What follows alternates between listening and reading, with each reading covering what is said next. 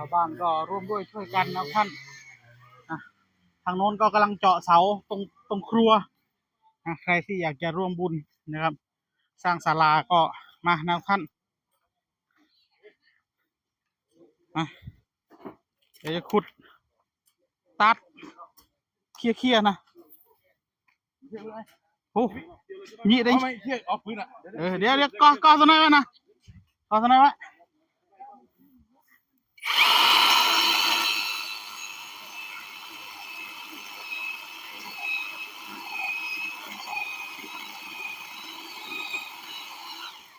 เนาะเที่ยงวะเคลียร์ย้อนบัดนี้มีรากไม้เบลอเลยพี่น้องเอ้ยท่อนหอกคานี่แหละ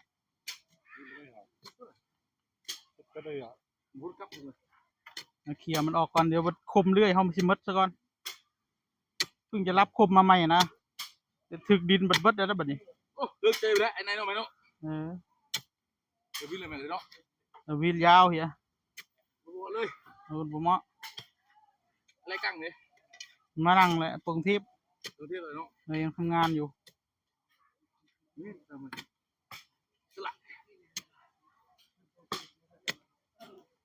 แต่เลาะเลยแหละนวิลไว้เนาะ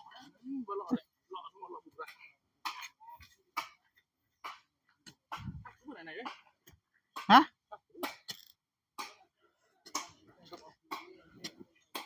เนี่ยตัวพูดได้หรอตัวไหนพูดเจอไม่ไหนเนี่ยน่ะลองงัดแล้วไหมตัวไหน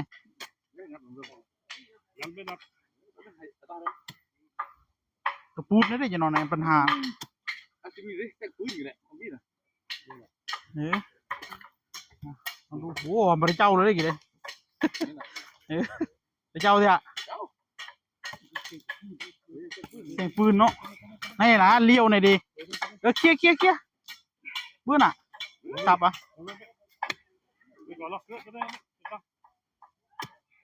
ฮะก็เฮ็ดทำไมเคลียร์กันได้กันเหรอไอ้จิตต้อง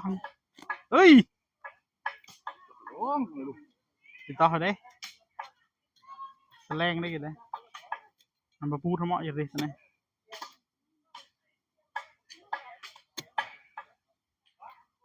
ิดีรออยู่แหมไม่กี่ดิแกล้งเจอเรียบร้อย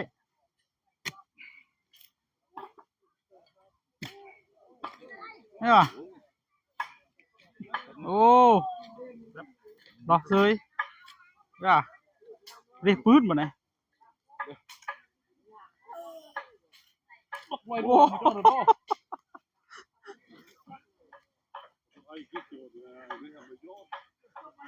นี่เลยอันมีเรียกปืนด้วยนะกูไปกันเลย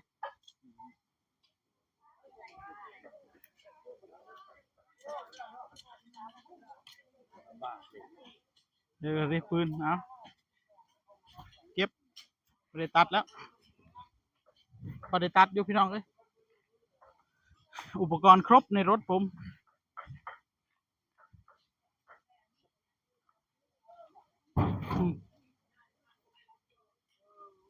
ดูชาวบ้านเอาขั้นนะใครที่อยากจะทำบุญนะครับสร้างศาลาก็นะครับด้วยความยินดีนะทุกท่านเป็นเจ้าภาพเป็นสะพานบุญนะผมก็ยินดีเป็นสะพานบุญให้เนาะตอนนี้ก็ผสมปูนแล้วทุกท่าน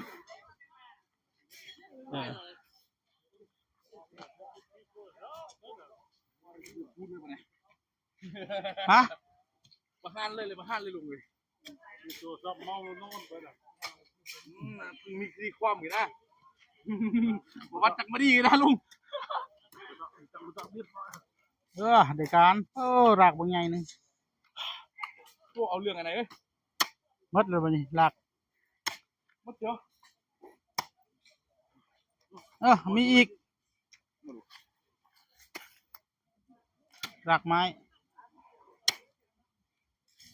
เจอแต่หักก็ได้เหมือนกันเจอแต่รากไม้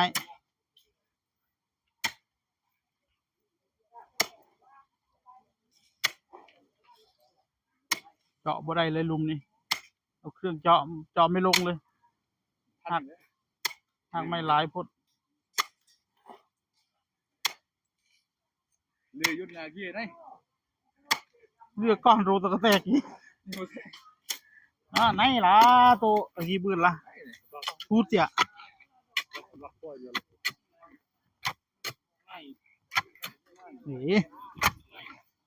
นี่ไหนดิกี่ต่ออยู่ดิกี่ดิเรียบร้อยรอเดี๋ยว nào lười đó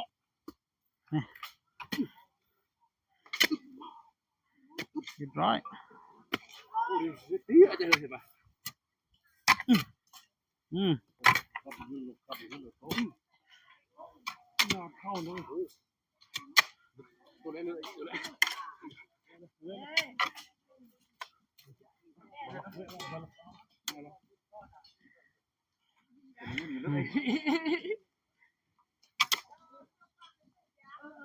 เรียบร้อยมามีจะมั้งหมดเลย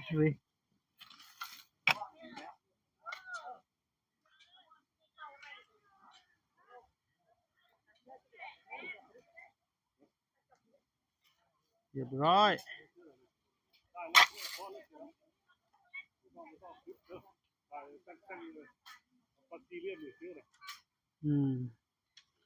แต่ลุงกึ่กันไปเบิ้ลเด็กขยับมาเบิ้ลอีก 5 30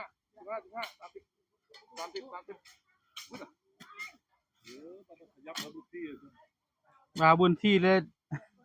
ไอ้บุตรีกระแทกกันแหละ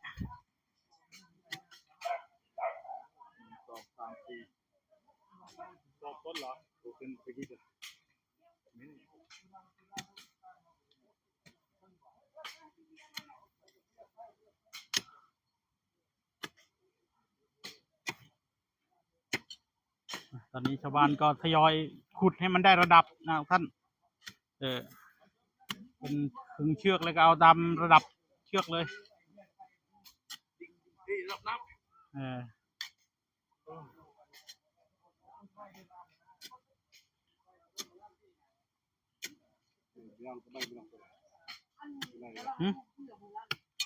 เมียงทำไม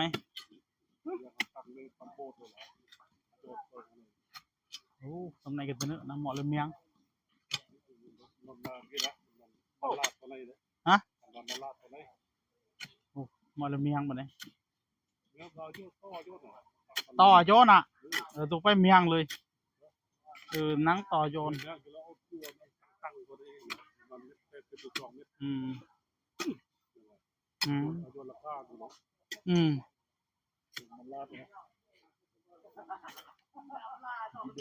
ngoài một cái bắn bốt này bắn cá la นาวัวกูเป็นพันแล้วนะไอ้กระเจิดนะเราความคิดเห็นหลายคนโอ้ยไปเมียงตาทำไมกับอีรินูนั่นแหละในไก่ตั้งดอกเม็ดเหรอวะเอาบุญโจโครงเหรอวะตั้งดอกจับระดับเกี่ยวกับกึ่งนะเม็ดเนาะยังไม่ให้กับเนี่ยนะลุงอยู่ลุงเอ้ยกับคุณกี่ปนบุญระดับก็โอบเลยเหรอวะที่ปูนโอบเลยเหรอวะเท่าเลยลุงเกิดตั้งเท่าเลยเดี๋ยวตั้งกระดูกเลย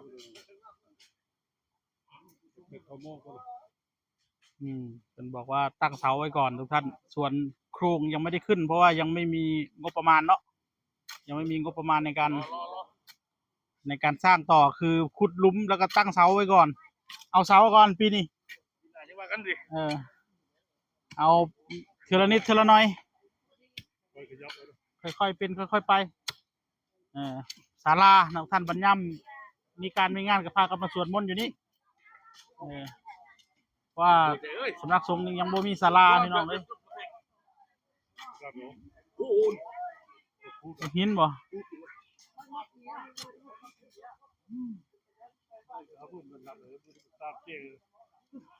สมพ่อขุดบ่ได้มันรีบไปนี่มันหักไม่ครับหินบ่หินเป็นไงนึงก้อนหินส่วนทางพุ่นกะนั่งพักผ่อนก่อนนะท่านโอ้ชาวบ้านมาช่วยกันดีมากนี่ และที่สำคัญนะ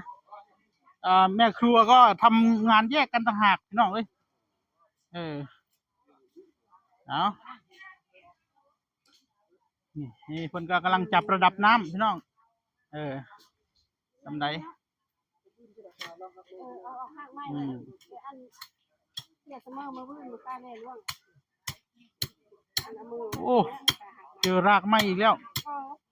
จะหักไม้ ลากทองเลย โอ้หวานเฉาะเลยได้การ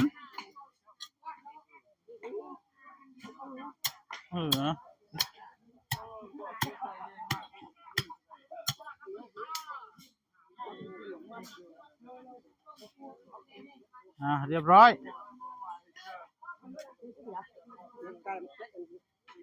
เอาตะขี้มันเหรอแก